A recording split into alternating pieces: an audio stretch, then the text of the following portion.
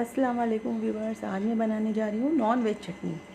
इस चटनी में मैंने इस्तेमाल किया है चिकन, फ्राई किया हुआ चिकन। तो चलिए शुरू कर देते हैं इसे बनाना। एक पैन में 1 चम्मच तेल डालकर हम इसमें चिकन के कुछ छोटे छोटे पीसेस डाल देंगे, जितनी आपकी मर्ज़ी है। मैंने आधी प्याली चिकन लिया है। इसमें थोड़ा सा नमक डालकर इसे गोल्डन ब्राउन होने तक फ्राई कर लेना है। अब एक मिक्सी जार में 1 मुट्ठी हरा धनिया, थोड़े से पुदीने के पत्ते, 3-4 लहसुन की कलियाँ, 2-3 हरी मिर्चें और फ्राई किया हुआ चिकन डाल देना है। इसके अलावा हस्बे ज़ायक़ा नमक और आधे नींबू का रस।